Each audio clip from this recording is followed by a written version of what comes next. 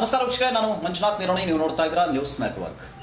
ಬೆಳಗಾವಿ ಚಳಿಗಾಲ ಅಧಿವೇಶನ ನಡೀತಾ ಇದ್ದು ಇವತ್ತು ಪರಿಷತ್ನಲ್ಲಿ ನಿಜಶರಣ ಅಂಬಿಗರ ಚೌಡಯ್ಯನವರ ವಿಚಾರವಾಗಿ MLC ರವಿಕುಮಾರ್ ಅವರು ಸಾಕಷ್ಟು ವಿಚಾರಗಳನ್ನು ಮಾತನಾಡಿದರು. ಏನು ಅಂತ ಹೇಳಿದ್ರೆ, ನಿಜಶರಣ ಅಂಬಿಗರ ಚೌಡಯ್ಯನವರ ಕೊಡುಗೆ ನಮ್ಮ ರಾಜ್ಯಕ್ಕೆ ತುಂಬಾ ಅಪಾರವಾದದ್ದು.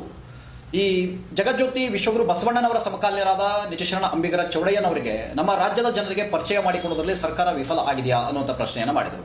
ಹಲವು ವರ್ಷಗಳಿಂದ ಅಂಬಿಗರ ಚೌಡಯ್ಯನವರ ಒಂದು ಪ್ರತಿಮೆಯನ್ನ ಬೆಂಗಳೂರಿನಲ್ಲಿ ನಿರ್ಮಾಣ ಮಾಡಬೇಕು ಅಂತ ಹೇಳಿ ಸರ್ಕಾರದ ಒತ್ತಾಯ ಇದೆ. ಹಾಗೆ ಈ ಕೂಲಿ ಕಬ್ಬಲಿಗ ಸಮುದಾಯದ ಜನರ ಕೂಗು ಕೂಡ ಆಗಿದೆ.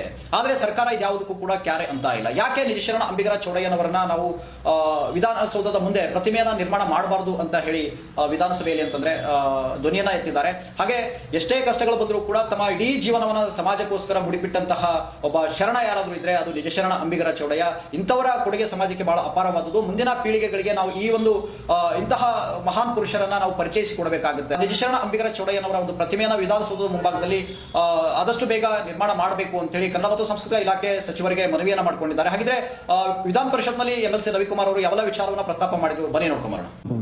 ನಾಡಿನ ಜನ, ದೇಶದ ಜನ ತಿಳ್ಕೊಳ್ತಕ್ಕಂಥ ಅವಶ್ಯಕತೆಯ ಹಿನ್ನೆಲೆಯಲ್ಲಿ ಈಗ ಬಸವಣ್ಣನವರು ಇಡೀ ಜಗತ್ತಿಗೆ ಅನುಭವ ಮಂಟಪದ ಮೂಲಕ ಜಗತ್ತಿನಲ್ಲಿನೇ ಮೊದಲನೇ ಪಾರ್ಲಿಮೆಂಟ್ಗೆ ಉದಾಹರಣೆ ನಮ್ಮ ಜಗಜ್ಯೋತಿ ಬಸವಣ್ಣ ಅವರು. ಅವರ ಸಂಸ್ಥಾನದಲ್ಲಿದ್ದಂಥ ವ್ಯಕ್ತಿ ಯಾರಪ್ಪ ಅಂತ ಹೇಳಿದ್ರೆ ಅಂಬಿಗರ ಚೌಡಯ್ಯ.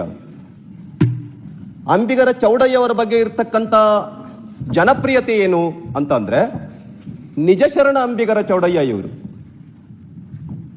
ನಿಜಶರಣ ಅಂತ ಯಾಕೆ ಕರೀತಿದ್ದಾರೆ ಅಂತ ಹೇಳಿದ್ರೆ, ಅವ್ರ ಜೀವನದಲ್ಲಿ ಎಂಥ ಕಷ್ಟಗಳು, ಎಂಥ ಕಾರ್ಪಣ್ಯಗಳು ಅವ್ರ ಜೀವನದಲ್ಲಿ ಬಂದು ಹೋದ್ರೂ ಕೂಡ ಅವ್ರು ನಿಜವನ್ನಲ್ಲದೆ ಮತ್ತಿನ್ನೇನನ್ನು ಕೂಡ ಹೇಳಲಿಲ್ಲ. ಅಂಥ ಕಠೋರವಾದಿ, ಅಂಥ ನಿಷ್ಠುರವಾದಿ, ಅಂಥ ನೈಜವಾದಿ ಯಾರಪ್ಪ ಅಂತ ಹೇಳಿದ್ರೆ ನಿಜಶರಣ ಅಂಬಿಗರ ಚೌಡಯ್ಯ. ಅಂಥ ವ್ಯಕ್ತಿಗಳು ಅನುಭವ ಮಂಟಪದಲ್ಲಿದ್ರು. ಬಸವಣ್ಣನವರು ಈ ತರದ ವ್ಯಕ್ತಿಗಳನ್ನ ಇಟ್ಕೊಂಡಿದ್ರು.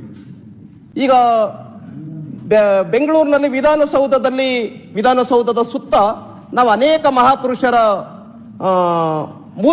ಮೂರ್ತಿಗಳನ್ನ ನಾವು ನೋಡ್ತೇವೆ. ದೇವರಾಜ ಅರಸರದಿದೆ, ಮಹರ್ಷಿ ವಾಲ್ಮೀಕಿ ಅವ್ರದ್ದಿದೆ, ಬಸವಣ್ಣನವ್ರದ್ದಿದೆ, ಕೆಂಪೇಗೌಡರದಿದೆ. ಹಾಗಾಗಿ ಅವ್ರ ಕಾಲದಲ್ಲಿನೇ ಇವರು ಕೆಲಸ ಮಾಡಿದ್ರು. ಅವ್ರ ತತ್ವಗಳು ಜನರಿಗೆ ತಲುಪೋದು ಬೇಡವಾ? ಆ ವ್ಯಕ್ತಿ ಎಂಥವ್ರು ಅನ್ನೋದ್ರ ಮೇಲೆ ಸ್ಟ್ಯಾಚ್ಯೂವನ್ನು ನಿರ್ಮಾಣ ಮಾಡಬೇಕಾಗಿದೆ. ನೋಡಿದ್ರಲ್ಲ ವೀಕ್ಷಕರೇ, ವಿಧಾನ ಪರಿಷತ್ನಲ್ಲಿ ಇವತ್ತು ನಿಜಶರಣ ಅಂಬಿಗರ ಚೌಡಯ್ಯನವರ ಪ್ರತಿಮೆ ವಿಚಾರವಾಗಿ ಸಾಕಷ್ಟು ಚರ್ಚೆ ಆಗಿದೆ. ನೋಡೋಣ ಇದಕ್ಕೆ ಕನ್ನಡ ಮತ್ತು ಸಂಸ್ಕೃತಿ ಇಲಾಖೆ ಸಚಿವರು ಶಿವರಾಜ್ ತಂಗಡಿಗೆ ಅವರು ಏನ್ ಪ್ರತಿಕ್ರಿಯೆಯನ್ನ ಕೊಡ್ತಾರೆ. ಆದಷ್ಟು ಬೇಗ ಅಂಬಿಗರ ಚೌಡಯ್ಯನವರ ಪ್ರತಿಮೆಯನ್ನ ನಿರ್ಮಾಣ ಮಾಡ್ತಾರೆ ಅಂತಕ್ಕಂಥದ್ದು ಕಾದು ನೋಡೋಣ ಏನಾಗುತ್ತೆ ಅನ್ನುವಂಥದ್ದು. ಇನ್ನಷ್ಟು ಇಂತಹ ಇಂಟ್ರೆಸ್ಟಿಂಗ್ ಸುದ್ದಿಗಳಿಗಾಗಿ ನೋಡ್ತಾ ಇರಿ ನ್ಯೂಸ್ ನೆಟ್ವರ್ಕ್. ನಾನು ಮಂಜುನಾಥ್ ನಿರೋಣಿ. ಧನ್ಯವಾದಗಳು.